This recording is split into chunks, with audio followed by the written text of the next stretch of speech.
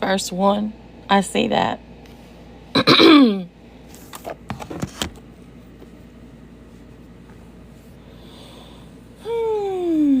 Welcome in, everybody. I am sending out notices. Good morning, Mitzi.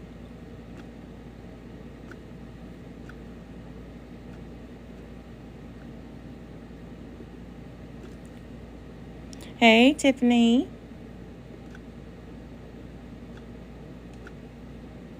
Tiffany. Now I'm repeating.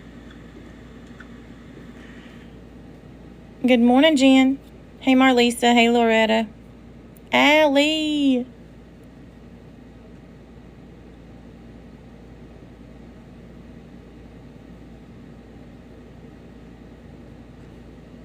Welcome in, everybody. Y'all make sure to double tap, share it out. Don't forget if you're a team member.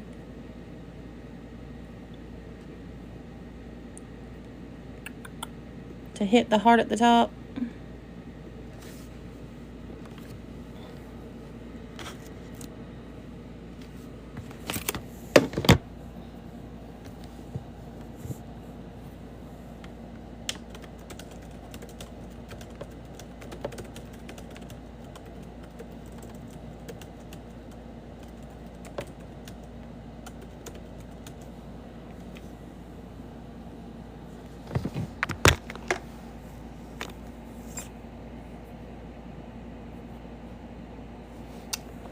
As soon as I get these notifications sent out, then we will get started. I'm going to be going over the rest of the documents that were released by the Moscow Police Department last week.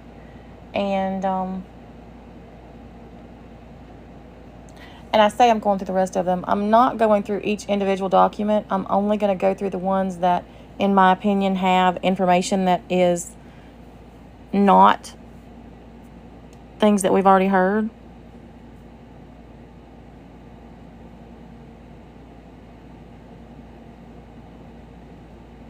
Your light is always gone. Always.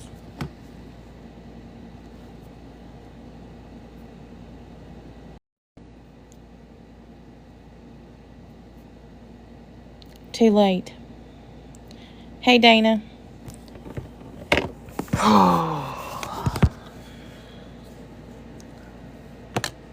Swear to God.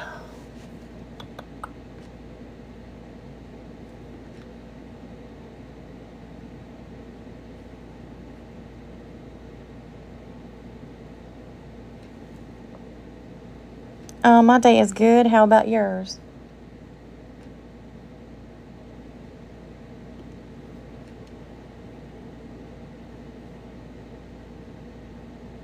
Just stop.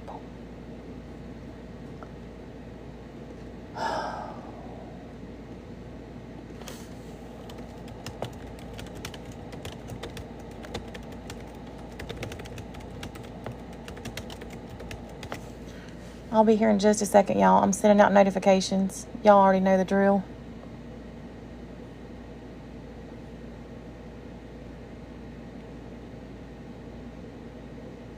If you're just coming in, don't forget to hit the heart at the top and send your heart me for the day.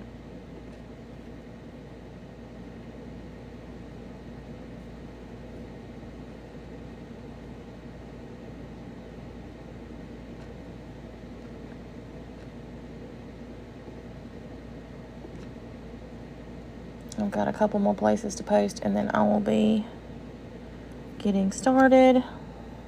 Hey, Jennifer. Hey, Chrissy.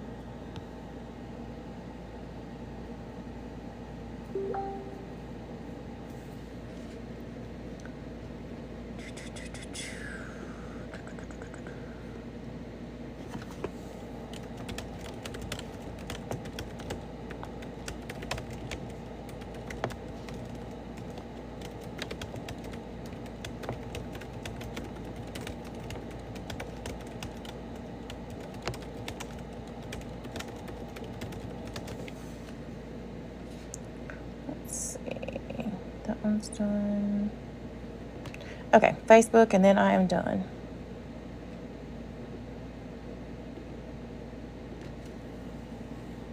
So I'm going to attempt to leave the comments on. I don't know how well that's going to work. Hey, Miss Margie. Hey, Angela. Hey, Pink Kelly.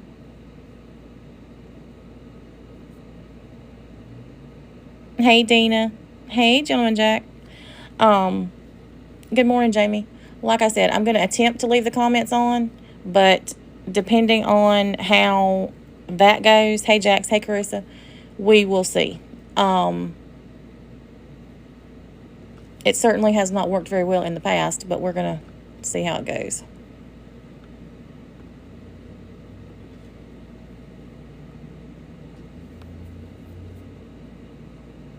Oh, I hate to hear that. I'm sorry, Allie.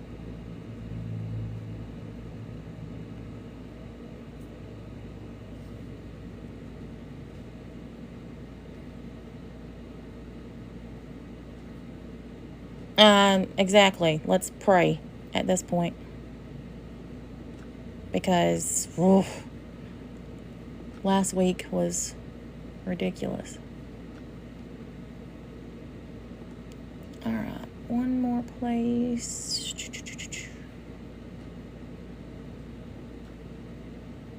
Yeah, because we're starting to get into some interesting stuff now, as far as things that we have. Well, I mean, we've heard rumors about it, but nothing that's actually been verified. Hey, Tina. So, as far as there being somebody that was stalking them, things like that. So, those are the things that I'm going to be talking about today. And then after I get through going over these documents, then I'll take questions as well. Good morning, Noodle Girl. Hello, Miss Get It. Welcome in, everybody. I am finally finished.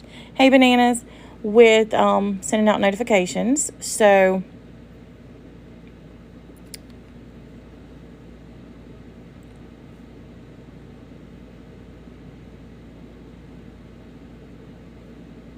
hello, Starlight. Why are you here? Jesus, take all the wheels.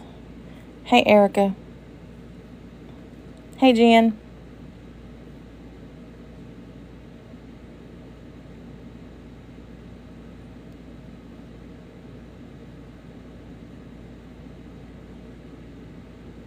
I am, Yolanda. How are you?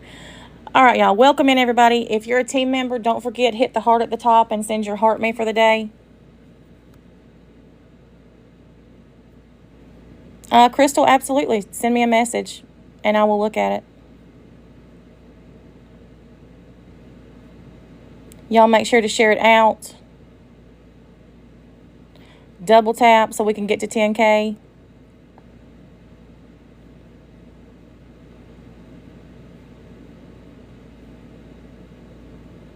Hey, Marion. Thank you, Miss Margie. Thank you, everybody who has sent gifts. I appreciate it. Joel, today we're going to be talking about the rest of the documents that were released by the Moscow Police Department. Hey, PJ. Hey, J.A. Bear.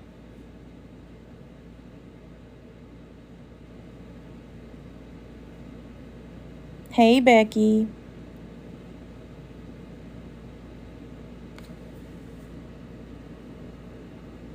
And for anybody that wants to follow along, I am going to be starting today. The first document that I'm going to be reading is number 75. There are 314, and as I said, I'm not going through each document. I'm only going to go through the ones that I feel have information that we've not heard before, or something that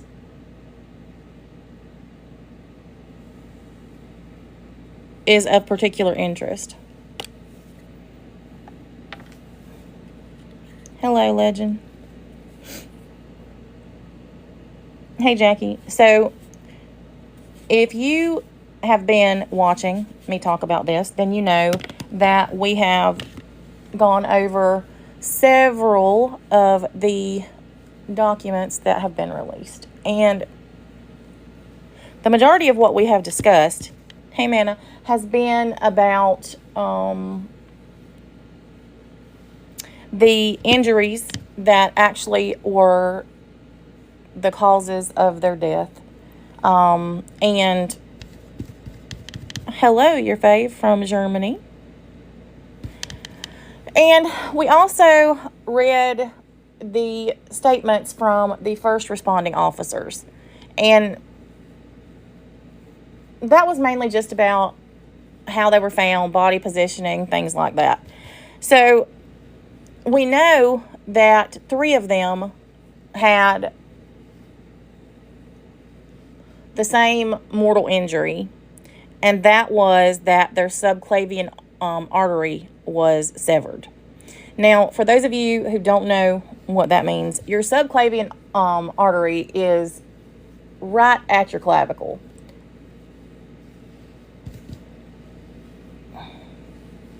And it is also very specific in what it does. Your subclavian artery provides blood flow to your arms, to your neck, your head, and your brain. Whoever did this had some pretty specific knowledge of where to strike and how to not necessarily inflict maximum damage, but to inflict mortal wounds. This attack, and on these particular 4, this wasn't just some random attack. This wasn't just, a spur of the moment. And in my personal opinion, I don't believe that this had anything to do with somebody's advances being rebuffed or a stalking situation or, whatever. That's my personal opinion. And I will also say, and, everybody's entitled to their opinion as long as you're respectful. When I'm stating my opinion, I make sure to let you know that that's what it is. Otherwise, I'm only going to be speaking facts and evidence. But I've said this since the very beginning because I've covered this case since it happened. I will never believe that Brian Kohberger was the only person involved in this crime.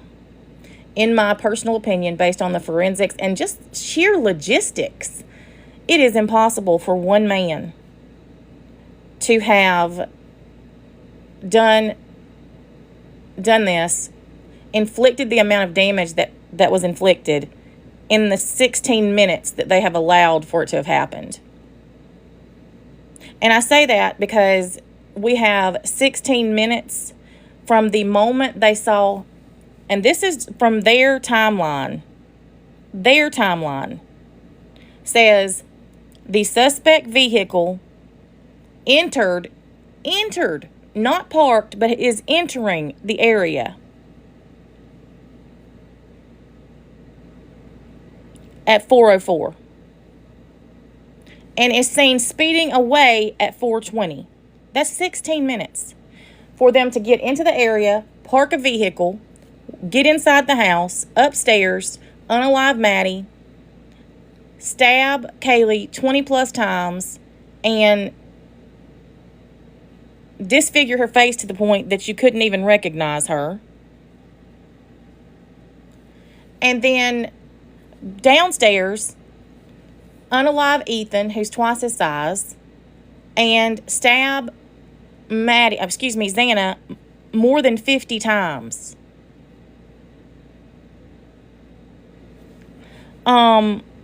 Phil, it could be anything, to be honest.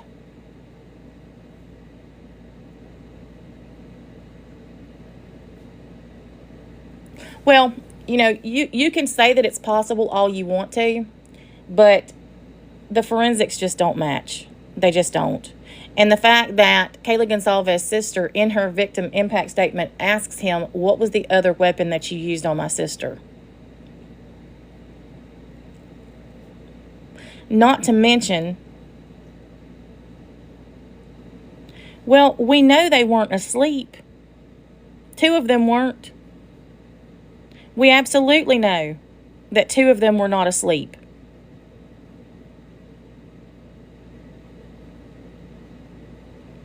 Xana had 50 plus wounds, the majority of which were defensive wounds. She fought with everything she had to live.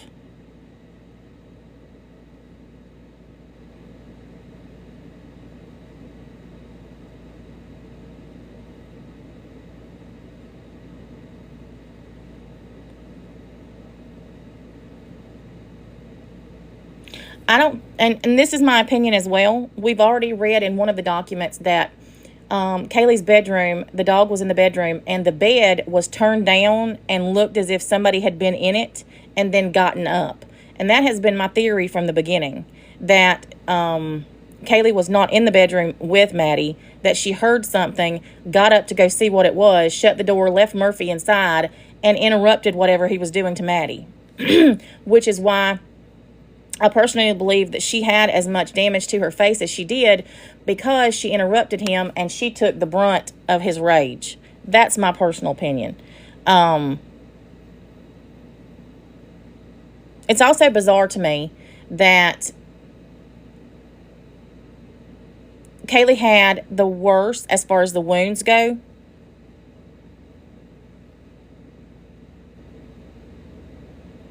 But she was the closest to the wall.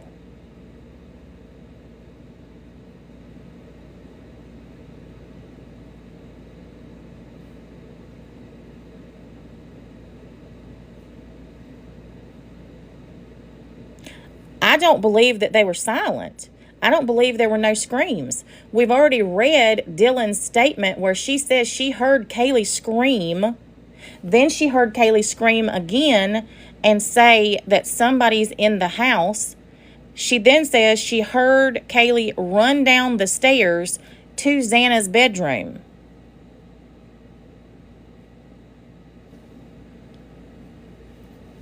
He would not have talked if he had had somebody else help him.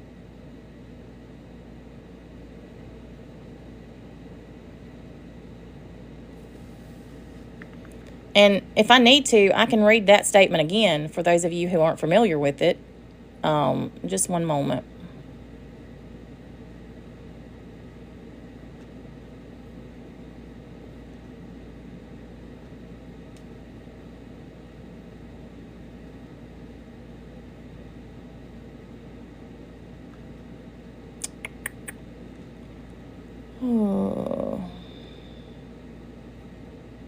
For anybody who hasn't already heard it, if you're here for the first time, please make sure to follow the channel. I go live about these cases pretty much every day. I've been going through these documents daily. There's so many of them.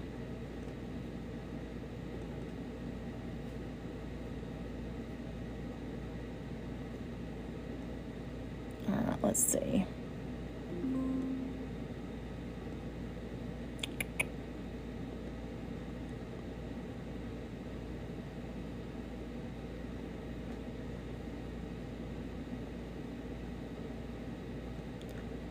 Trying to get back to that one in particular.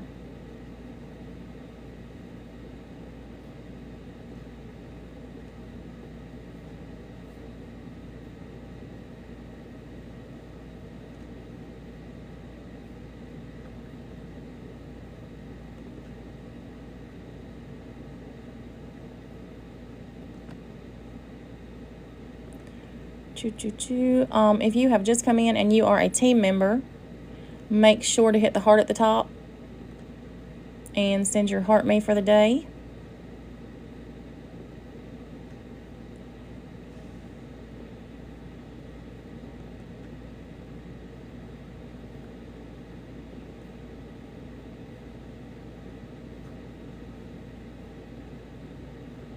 All right. So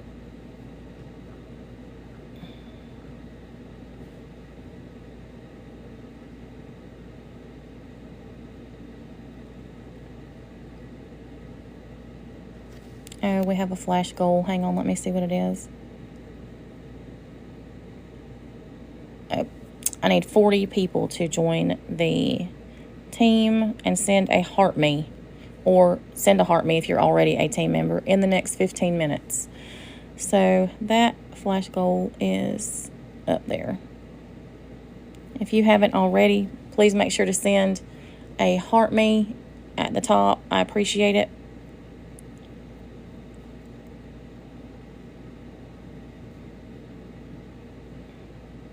And let me say this. Please don't make statements in the chat that there are not, or statements that you can't prove with evidence, or that you don't have any factual basis to say so.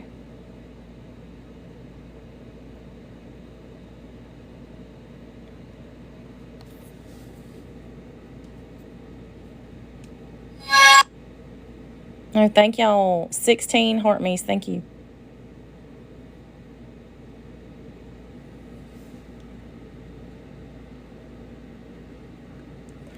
Okay.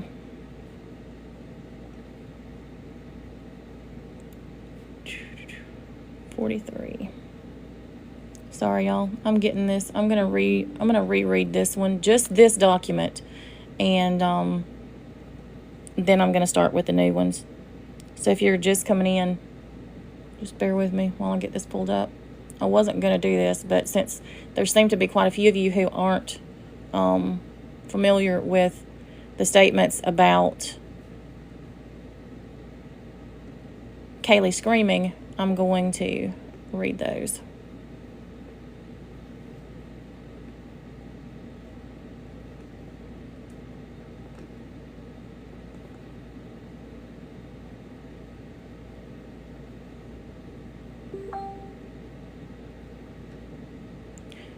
But before I do that, I want to read this. I will be uploading this to YouTube, yes. No, Becca, she literally says that she screams, and I'll get to that in just a second. But this is actually, for those of you who are following along, this is document 35. And this is by Justin Dean, who is a Moscow Police Department officer. And this was on November 21st. Now, just to give you time reference, the actual crime itself happened on November 13th. This is November 21st. It says, on November 21st, 2022, at approximately 11:57, I was asked by Captain Tyson Barrett to follow up on a possible lead in the 1122 King Road homicide case. I was told a Mexican drug dealer with the moniker blank was possibly selling drugs to several fraternities and sororities on the University of Idaho campus. I told Captain Barrett I would contact several of my contacts to see if anyone knew of this person. At approximately 12:04, I began contacting my fellow Quad Cities Task Force detectives, Brett Damon, Colby Martin, and Bryson Ace. None of the detectives had heard of a man of this name selling coke in the Quad Cities. At approximately 12:11, I reached out to ATF Special Agent TJ Wahara out of the Spokane, Washington office in reference to this man. He hadn't heard of him, but said he would reach out to other agencies in the area about him. I also spoke to blank blank at approximately 13:13 and blank blank at approximately 17:25, and they had never heard of this person either. Still awaiting information. Hey, Doss, thank you. So I thought that was interesting because those of you who've been following me from the beginning with this case know that I have said since jump that I believe that this was a message. And I still do. And I also believe that the people who were unalived were the exact people who were meant to be unalived. I don't think that it was circumstances that caused it. I don't think that it was just, because Xana interrupted him, and that's why he ended up unaliving Xana and Ethan as well. I think that the 4 people who were meant to be unalived were unalived. Why? I couldn't tell you. But especially now, knowing the manners in which they were unalived and the fact that the mortal wounds in 3 of them were exactly the same, typically and statistically, if you look into cases of unaliving, especially cases of unaliving for the first time, and I know everybody talks about how, oh, he has a PhD in, forensics and criminal justice. I don't care what he has. Here's the thing. It is one thing to have book knowledge of something. It is a completely different thing to actually carry that same thing out without experience. This crime scene, and these are things that I've said since the very beginning. The crime scene itself, and I'm not talking about the amount of blood, I'm talking about the fact that there was not one piece of DNA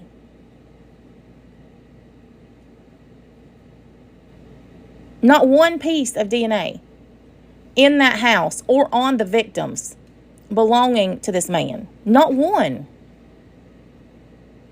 And I challenge every one of you to look up, statistically speaking, how often that happens. There was not one hair, not one fiber, nothing. The only thing that connected him to this crime was touch DNA on a knife sheath laying beside the body of one of the victims. Hey, Brittany.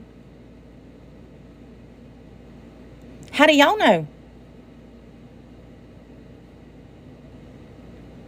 Omar, actually, and I will say this again, just because I'm stating these facts, it is astonishing to me how many people make assumptions that just because I'm actually going through the evidence and looking at things, pointing out discrepancies, pointing out, different things that don't make sense, that I think he's innocent.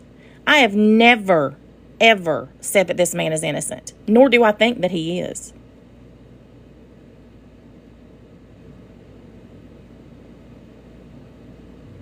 I absolutely believe that he was involved, but I do not believe that he was the only person that was involved.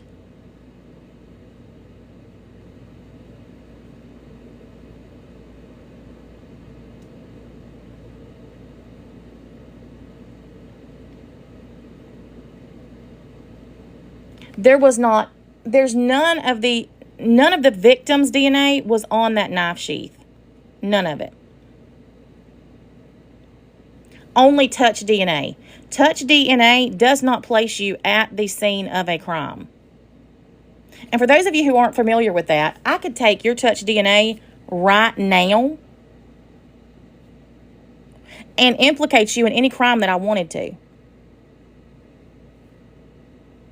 It doesn't put you physically at a scene of a crime, but blood does. You don't necessarily, or unless you're Dexter, carry around somebody else's blood to plant at a scene. Yet there were 2 separate individual blood samples that were taken from that home from 2 separate unknown males that were never followed through on. But they chose to follow touch DNA, that they did not even receive the man's name until over a month after the crime happened. Yet they had these 2 blood samples for over a month and done nothing with them. Other than contact one of the people who Othram Laboratories told them was connected to one of these blood samples, asked them to submit a sample. They refused and never did anything else with it.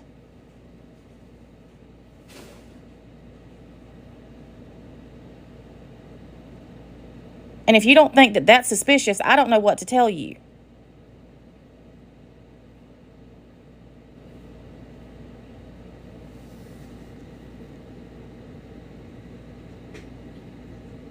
Looking for likes?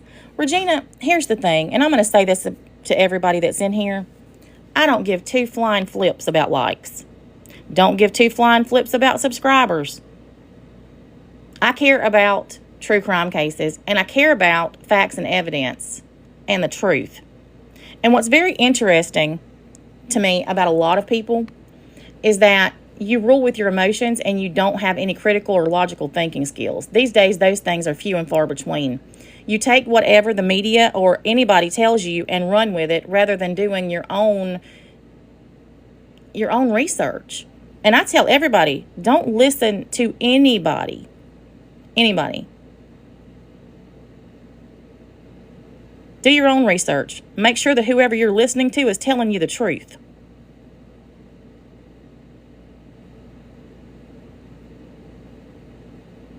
And if you don't like what I'm saying, scroll up.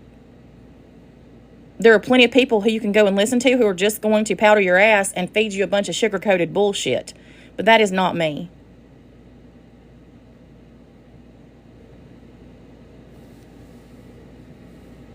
Now, if you're just coming in and you have not already, please send your heart me for the day. I need 7 more people to send a heart me to meet this goal that they've given me.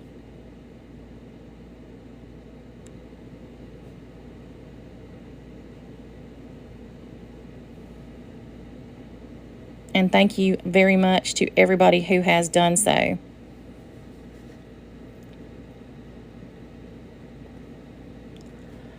All right.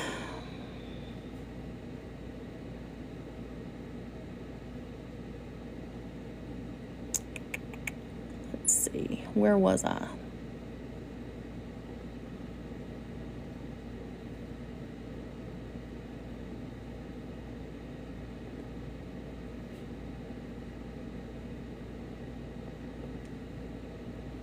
Oh, thank you, everybody.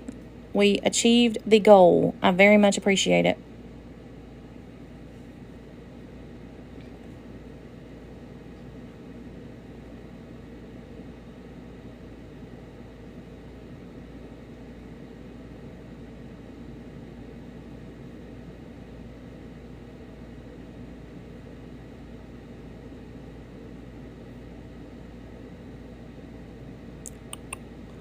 $77.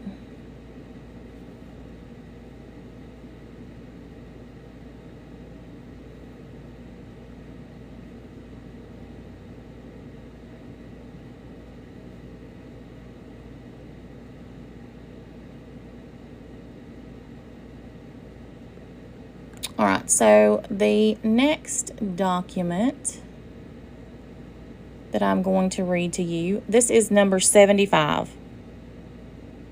Number 75. He says y'all all the time. This particular document was on 12/14, and it was by Danny Vargas. And this is actually very interesting. Thank you so much for subscribing, Ava.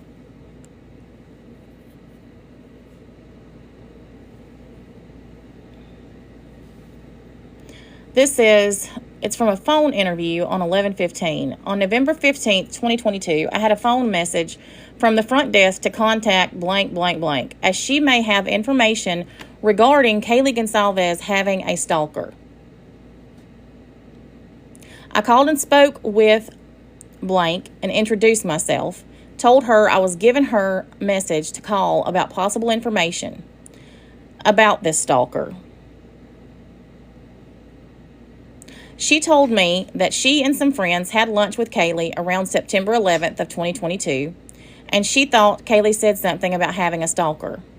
Kaylee mentioned receiving something in the mail, but some of the other friends at the lunch thought Kaylee mentioned getting a strange message through Facebook Messenger. She told me that she had been speaking with all of the friends who were at the lunch, and they were trying to remember exactly what was said. She then provided me with the names of the other friends who were there with Kaylee on or around that date. And these are the 4 people, who were there. A student who graduated last year, another student who left the last semester, one other who was a current student, and then another one who was a current student. She provided me with the name of blank and told me Jay and Kaylee were very close friends and had plans to live together in June. She said Jay was not at the lunch, but she thought Kaylee would have spoken with her the most. I asked if she could think of anyone who Kaylee had any issues with, and she said no. She told me that Kaylee was very kind-hearted to everyone. Oh my gosh. Thank you so much for these subscriptions. And congratulations to everybody who got one.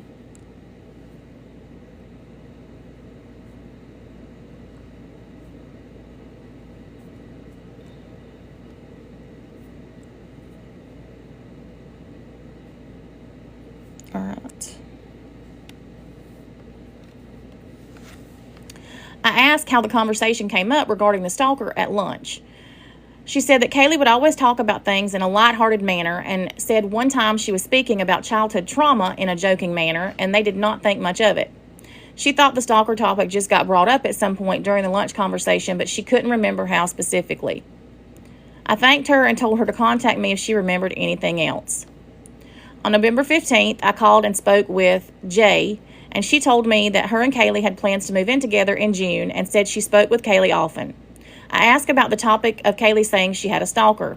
She told me she remembered Kaylee mentioning something about a stalker but could not remember any of the details. She said she last saw Kaylee the weekend of October 3rd when she came for a visit to attend the U of I football game. She said she also visited Kaylee around the weekend of June 14th and did not think Kaylee mentioned having a stalker on either of these weekends. She thought the topic was brought up sometime during the previous school year in May.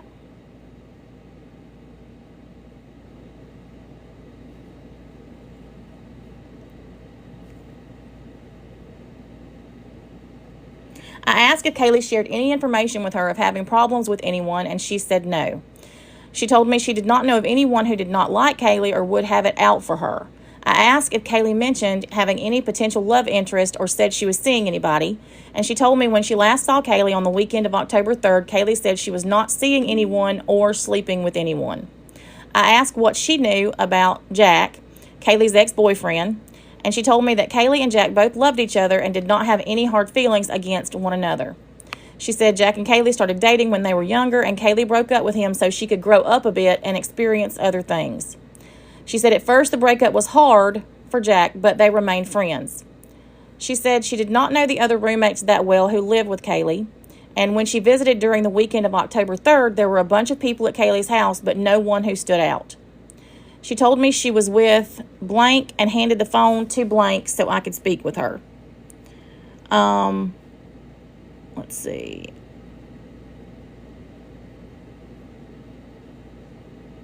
This particular person said that they had graduated last year from university. She was not in Moscow and did not spend that much time with Kaylee. Said she didn't know anyone who did not like Kaylee or had it out for her, and she did not know Kaylee's roommates. Thanked her, gave the phone back, told me I should speak to Kaylee's friend Blank, and said Blank and Kaylee spent a lot of time together and provided me with their current address. I thanked both of them for speaking with me and told them to contact us if they remembered anything else. So I thought that this was of particular importance because there's been a lot of people who have stated that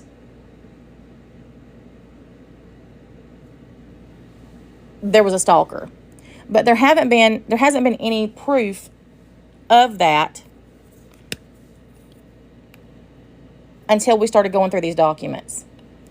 And I'll tell you, I've always thought that things were a little bit strange as far as this case goes, because there's just certain things that didn't add up, didn't make any sense, and things that I personally have thought were a little bizarre. And there's so many things that don't add up at this point. It's just ridiculous. All right, so the next one that I'm going to be reading is number 77, for those of you who are following along. And this is by Officer James Fry. On 12/13/2022, at approximately 2,000 hours, I interviewed blank in Idaho at the blank.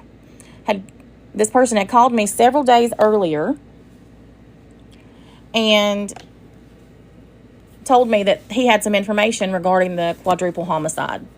I asked if the information he would be sharing would be dealing with one person, and they told me it would. I asked if I could get the individual's name. Told me the person's name was blank or blank, starts with a G. Later identified as, these documents are still redacted. Sorted out. I know who GM is, but I'm not, well, we'll talk about that in a little bit. Let me just get through this. So, yeah. So this GM person is given to this officer as a possible person, suspect involved in the unalivings. For those of you who didn't hear that.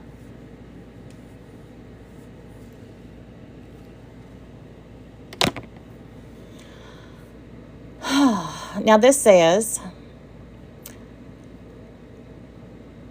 told me he did not know the individual's last name, but believed he knew where he lived, but I was able to ascertain that identity. Told me he lived in the blank apartments. Told me this apartment is just off of blank avenue, then turn onto blank lane, and then right onto blank street. And the apartment is across from the blank blank.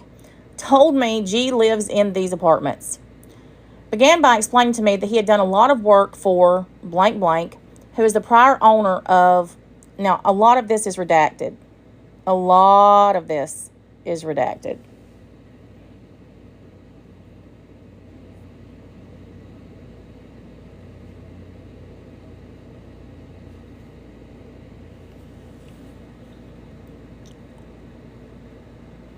This particular person told me that he has been a friend of the family for many years and has done handyman jobs in the past for this particular owner. Told me in 2020 he drove blank, his daughter blank, and G up to a place the family goes to have a vacation almost every year. Told me after they got there, blank, who is one of the blank sisters, got into an altercation with the male who camped near where they were. Told me it was a heated argument, but everyone eventually went back to their campsites. Told me later in the evening he noticed blank and blank were walking past the male's campsite, so he went up on the hill where he could observe and make sure nothing was going to happen. He told me he had been up on the hillside for several minutes in the dark when all of a sudden G just appeared out of nowhere. Told me it startled him for a minute because he never heard or saw where this man came from. He told me G pulled out a knife to show him. It was a hunting-style knife. Told me he had spoken to blank, who had showed a great interest in having a career in the military. Which is interesting. Why would he... whatever.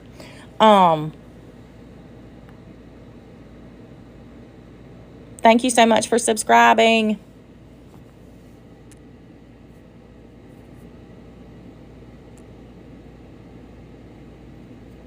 And let me just say that this person whose name is G, this is redacted.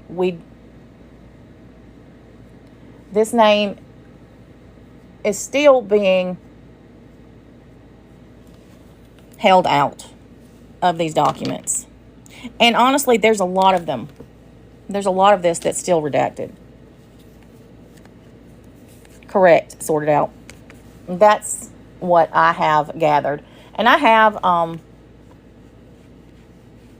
I've made notes as I've gone through these documents and things that I pieced together, because these documents are in a crazy order. Like, they're not sequential. They don't, I mean, you'll have one document that says one thing, and then, for instance, one of the newer ones will say something, but then you'll keep going and you'll find one that says something completely different later. They're very unorganized and hard to follow. I guess is the best way to describe it. So, anyhow, this person, G, showed a great interest in having a career in the military. I asked if he could describe the knife to me, and he told me it was a typical 7-inch blade hunting skinning knife. Told me he had heard that G's grades in school had dropped and that he had been extremely verbally abusive to him. I asked how L and G would travel to Moscow from Boise. Told me he believed they would ride the bus when they traveled. Told me when they stayed in Moscow at blank house, G and his sister would stay in the basement and L would sleep outside or in one of the 2 sheds in the backyard. What? Told me the significance of this was that G would keep his knives in the basement of blank's house, in the wood pile that was outside, or in one of the 2 sheds in the backyard. Told me around the end of May or sometime into the middle of June, after COVID was letting up, he was at the Mad Greek, which is somewhere that these kids frequented. And, hey, Kaylin, having a late lunch or early dinner. Told me this was on a Saturday or a Sunday. He had ordered a glass of wine, which he is sure Ethan brought to him. He's not sure if Ethan worked at the Mad Greek or was just helping out, but was absolutely positive that Ethan is the person who brought the wine to him.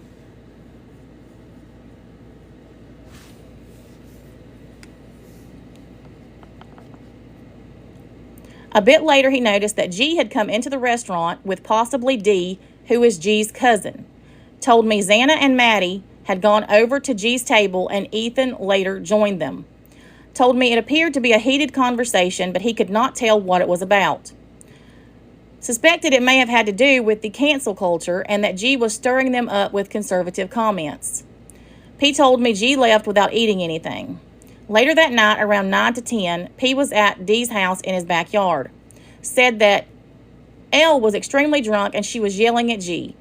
You are just a loser and you're going to spend your life in jail. You are ruining your life. P was not sure what L was referencing when she said this. P told me G left right after this altercation and he did not see him again. P told me G goes on long walks and does not return until the early morning hours. Also told me he was over at D's the next morning picking up some tarps from a job he had been doing, and G showed up. He asked G what he does after he leaves when his mom is yelling at him, and G told him he goes over to the college. P told me G believes the college is to blame for how his mom is. He explains that L went to parties at the college and began drinking. P told me he does not know for sure but believes that L may have been raped at one of the college parties. P told me he asked G about the conversation that took place at the Mad Greek restaurant and that G told him he had followed the girls to the Mad Greek from the college. G told P that the 2 girls were lesbians. G then told P he had went back to the girls' house, and when they came home, he was inside the house and made the statement, "They had no idea that I was there. I could have killed them all if I had wanted to."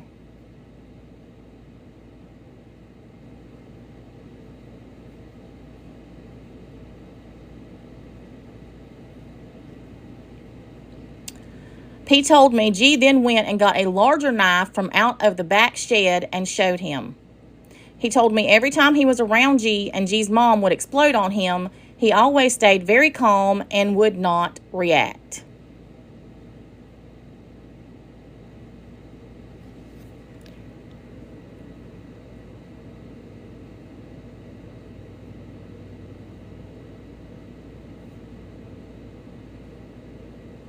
No further investigation. None. And let me say this, for any of you who are in here, listen, I do not care what you think. I don't care what you think about what I'm reading. I don't care what you think about any of it, to be honest. I cover true crime cases. And I'm not here to powder your butt. I'm not here to sugarcoat things. I am simply reading documents that have been released on a true crime case that a lot of us have been following since it happened. If you're uncomfortable with that, or if this is not your thing, then scroll on and find someone else to listen to. True crime cases are not pretty. There are details that are uncomfortable and gory. If that is not what you are, I mean, seriously, if you're looking for rainbows and lollipops, you need to find a different subject to follow.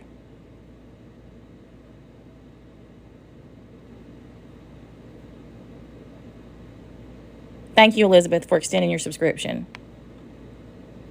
I am literally reading out documents that have been released by the Moscow Police Department. And I have zero issue turning the comments off if that's what it takes, because I do read my chat. And I like to comment on things. But ridiculousness will not be tolerated. Anybody's welcome to an opinion, as long as you're respectful. I match energy. As long as you're respectful, I am too. But if you're not, I'm not going to be either.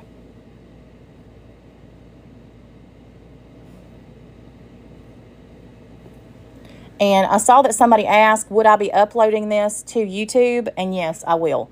I have the previous 2 lives that I've done already on YouTube.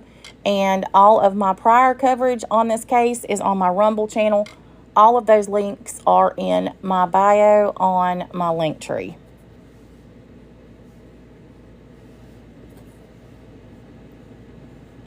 And for those of you who were asking, I was just reading out a document that was released last week from the Moscow Police Department. There were 314 documents that were released.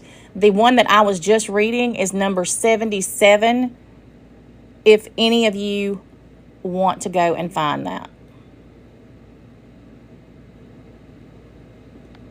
or are interested in reading through it. All right, next document that I'm going to be looking at is number 89. And if you're having issues with echoing, you'll need to go out and come back in.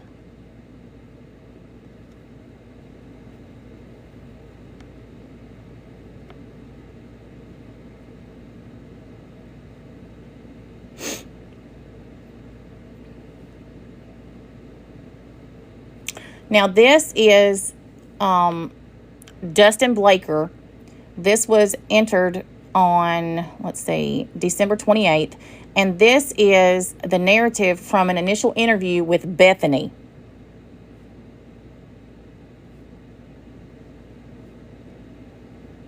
And thank you, everybody, for being here. If you're here for the first time, make sure to follow the channel. I'm going to continue to go through these documents until we get through with them. Like I said, there were 314 of them that were released. And I'm going through the ones that have information that is, in my opinion, relevant, that is something different than what we've already heard, or things that are inconsistencies. Also, if you're just coming in and you haven't already, please make sure to hit the heart at the top if you are a team member. So this is from an actual interview that was videoed with Bethany.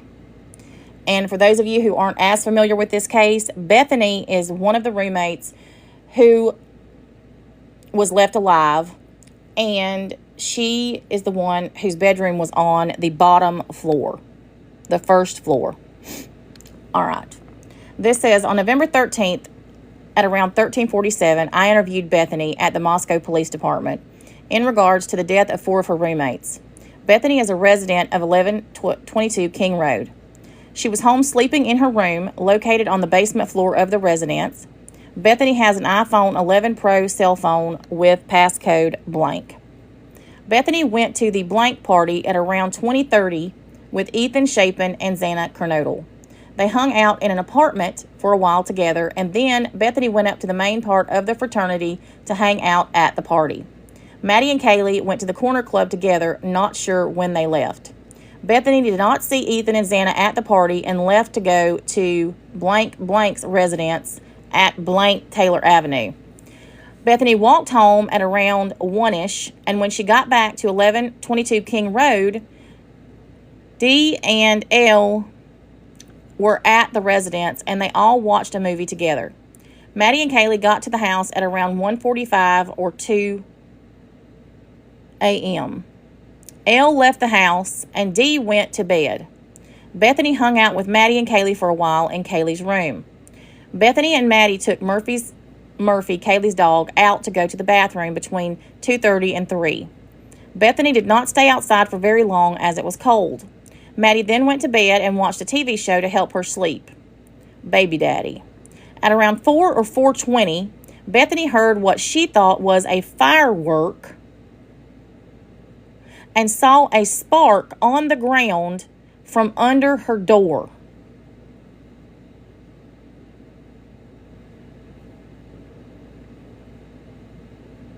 And I'm just going to tell y'all, this whole thing about the firework and the spark under the door has me completely bumfuzzled.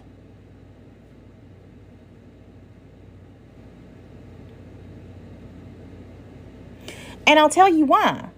Because it's never been mentioned before. Not only has it never been mentioned before, but Bethany's on the bottom floor.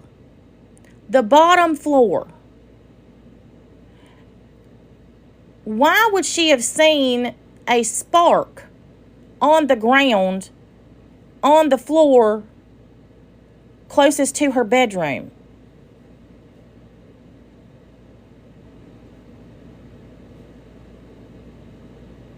If a lamp fell upstairs, you really think that that would have been loud enough to wake her up and she would have seen a flash underneath her door?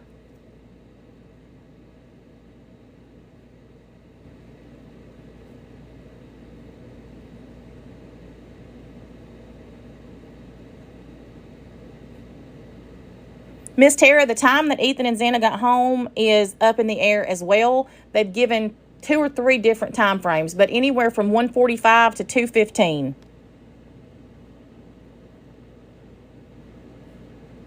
I don't know. I mean, I don't know. This is just...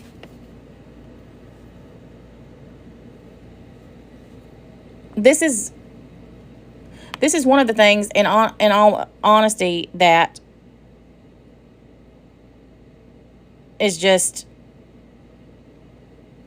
And for those of you who aren't aware, let me just show you where, as far as proximity of these rooms. Hang on.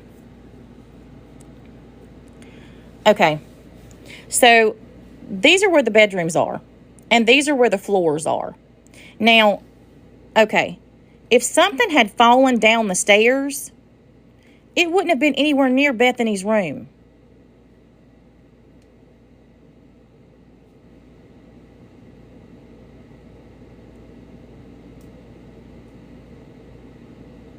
It would have been over here by this empty room if a lamp had fallen down the stairs, or if anything had fallen down the stairs.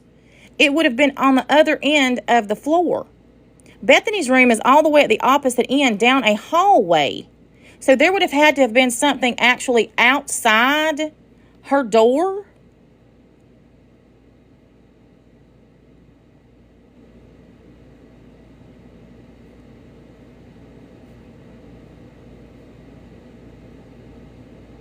Loud enough to wake her up, and she saw a flash underneath the door.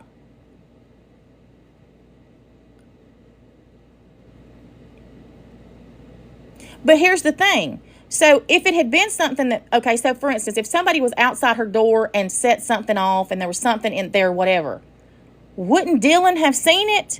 Because she came downstairs after that and went to sleep with Bethany. So she was woken up by a noise. We know for a fact that she called Dylan at 4:19.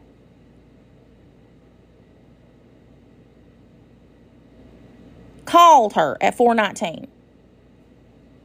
And then after that, Dylan went downstairs and went to sleep in the same bedroom.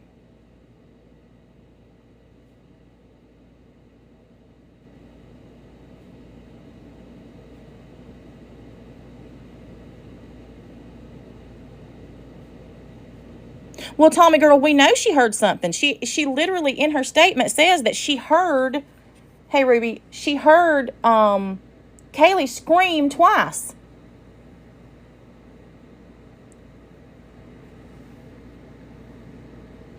She also states specifically that Kaylee ran down the stairs from the 3rd floor and ran to Xana's bedroom. Specifically states that it was Kaylee. She also tells the officers, the first responding officers, that Kaylee is who is in Xana's bedroom.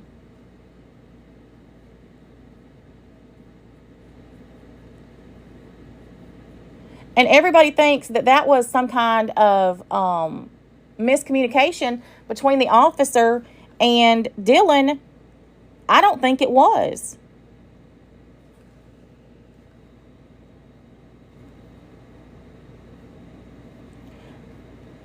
A miscommunication isn't going to be listed in 2 different places.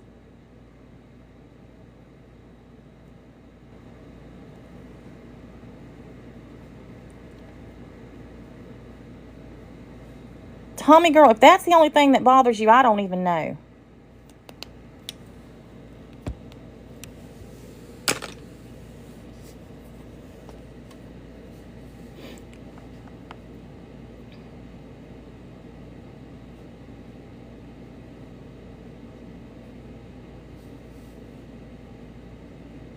So here, let's keep going.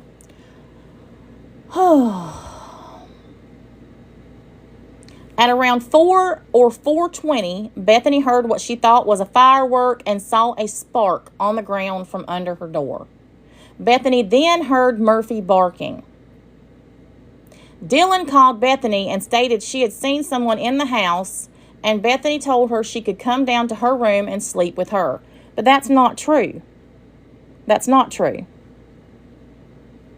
Because we know from the phone records that Bethany called Dylan first.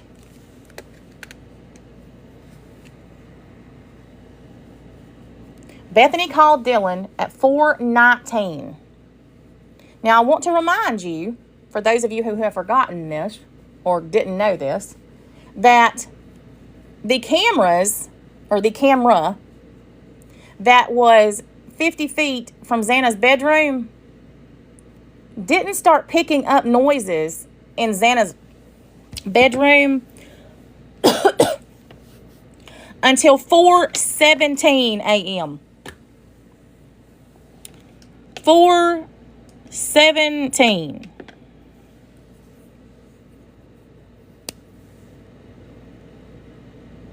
Two minutes later, Bethany calls Dylan. 4:17 is when the video camera started picking up the noises from Xana's bedroom. Bethany calls Dylan at 4:19. But here's the kicker. According to the timeline by the prosecution, the suspect vehicle was speeding away from the area at 4:20. So, from the time the noises in Xana's bedroom started to the time the vehicle is seen speeding away is 3 minutes. 3 minutes. That gives him 3 minutes to unalive Ethan, unalive Xana, who had 50 plus wounds, most of them defensive. There's a bloody butt print that they claim is his in a chair. And then Dylan sees him walking by her out the back door. Yet there's not one drop of blood nor one footprint outside that house leading to where they say his vehicle was parked. But there are 2 sets of footprints that go in opposite directions.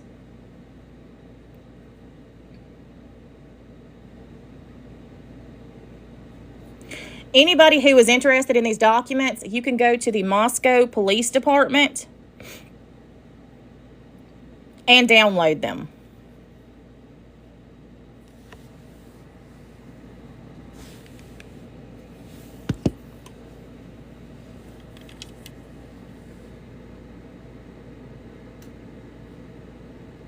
And I'm just curious.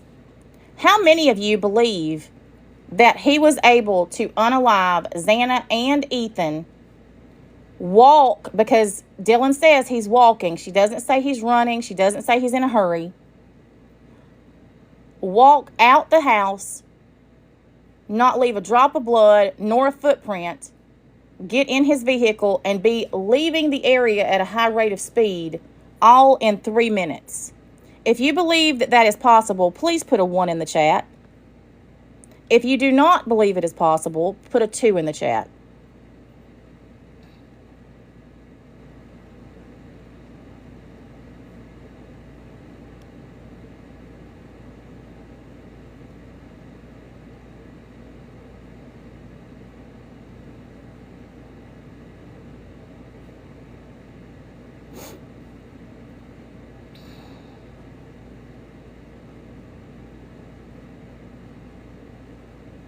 Interesting.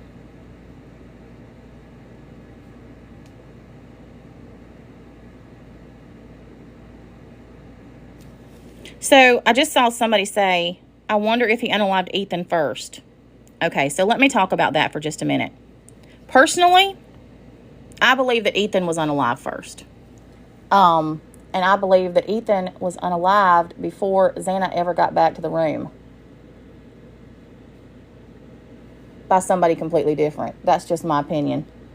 And I'll tell you why. Because Ethan had no defensive wounds. Not one. He was also on the bed. Ethan's carotid artery was slashed, as well as his subclavian artery. Whoever unalived him knew exactly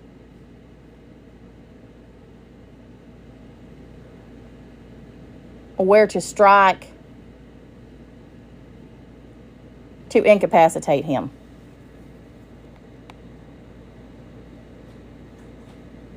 He also had 2 deep wounds, slashes, to his legs that were all the way down to the bone.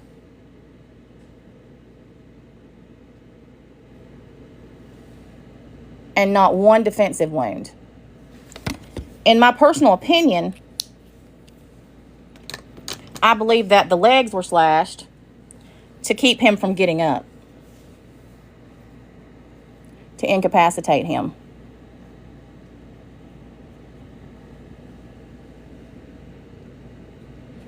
In case he was able to somehow survive the other 2 wounds. But he wasn't.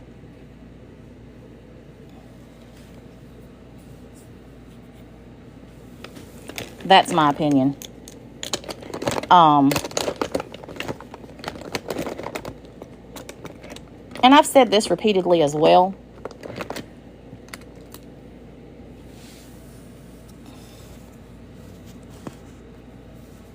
And, it's been confirmed since then. But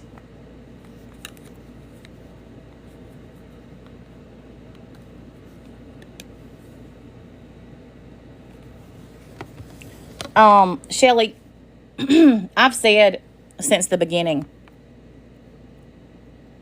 that I believe that whoever did this was inside the house when they got home. I don't think that they came in after. This is just strictly my opinion.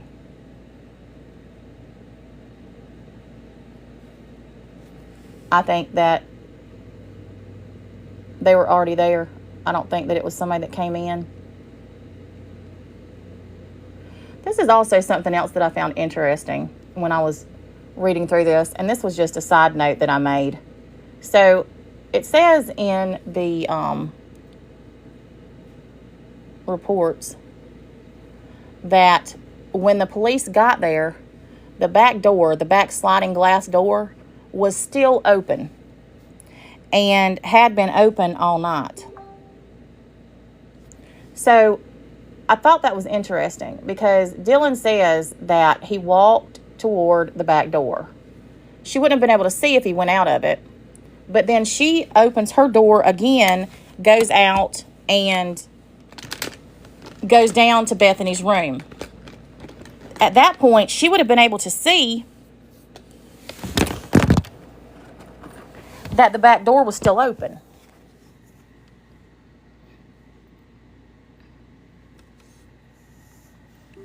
And then she goes downstairs to Bethany's room and goes to sleep, knowing that somebody had just been in the house. But she left the back door wide open.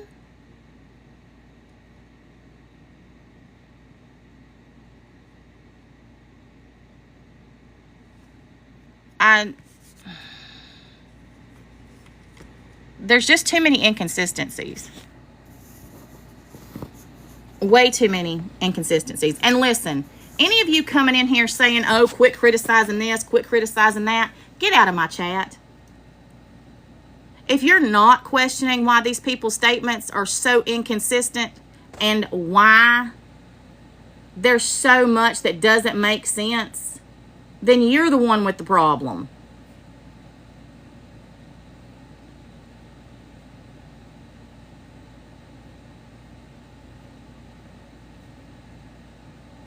This is a true crime discussion. I cover true crime cases. And those of you who cry or claim to be offended when anybody discusses this case and actually uses critical thinking skills, just because you believe what you're told doesn't mean that everybody else does.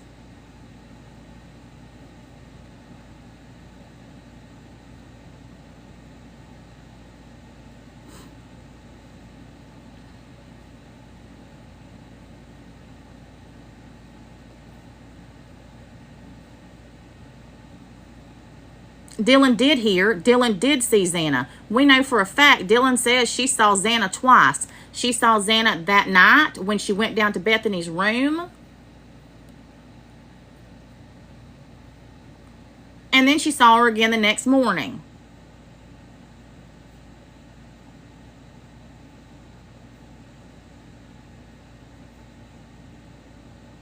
And I'm going to say this, and I don't care if you like it or not. Do not care. They let their roommates lay there for 8 hours. And I don't care who you are, there is not a person on this planet who knows whether or not one of those young adults would have been alive if they had called 911. We know for a fact now that Dylan heard Kaylee scream at least twice. We also know she heard them having an altercation because it's in her statement. And she was scared enough to lock herself in her bedroom, but didn't call 911.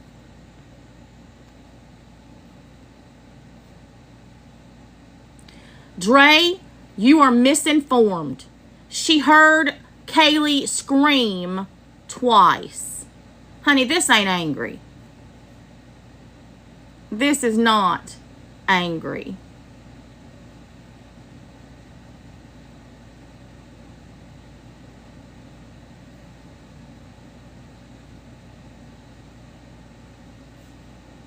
If you think it's gross, then why are you here? See, this is what kills me with these people.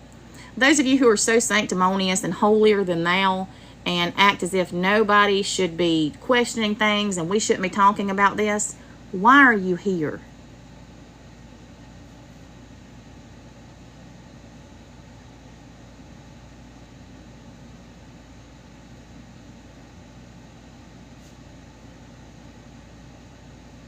And they're not victims, in my opinion, because neither one of them were even approached. How are they a victim when nobody even got close to them? What did they survive? They literally left their roommates upstairs bleeding out for 8 hours.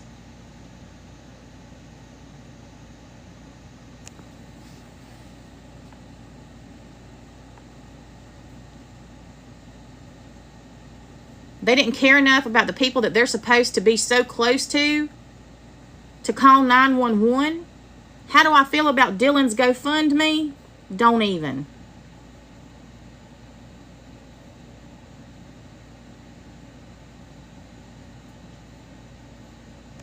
My accent tells you all you need to know.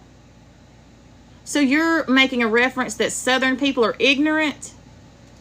Well, aren't you a bigot?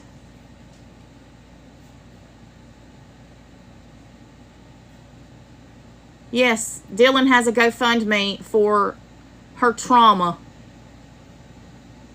that's raised $60-something thousand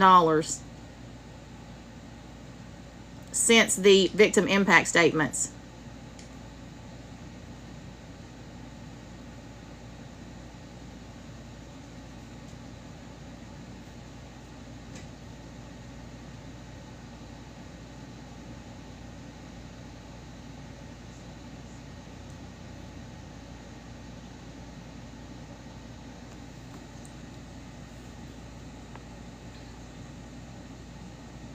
I'm reading comments.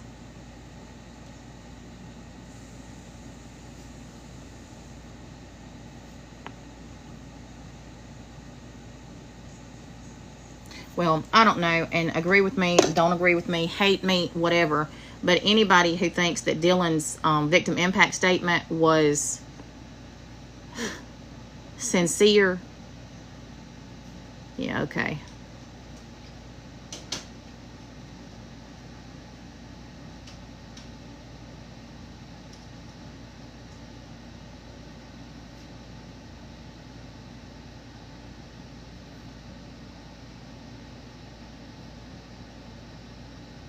There's way too much that doesn't add up.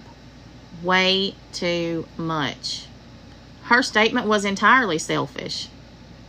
And, yeah.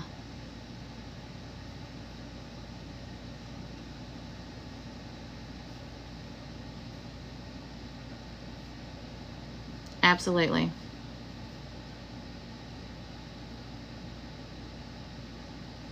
Four of her closest friends, one of whom she saw face down in the floor according to her, but didn't even go and check on her. Sounds like a close friend to me.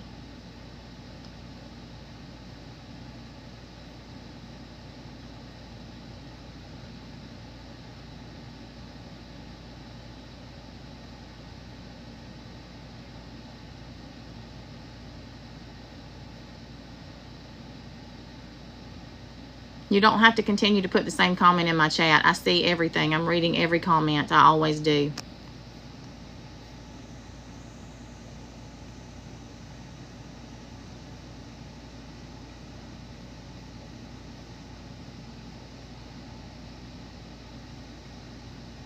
All right, y'all.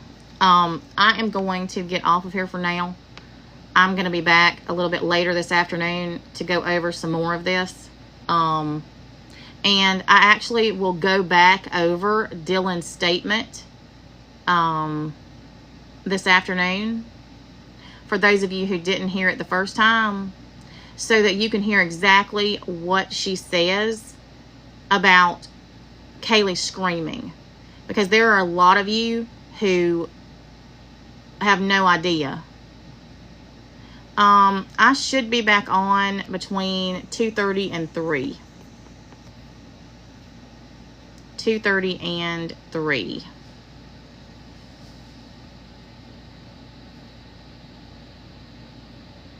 Uh, 2:30 and 3 Central Time. If you're not already, make sure to follow the channel if you're interested in hearing that. And then also, if y'all are here and you're a team member, don't forget to hit the heart before you leave. But I'm going to go over to my other channel now and do some battles with my sweet cheeks. And I will see y'all a little bit later. Bye, y'all.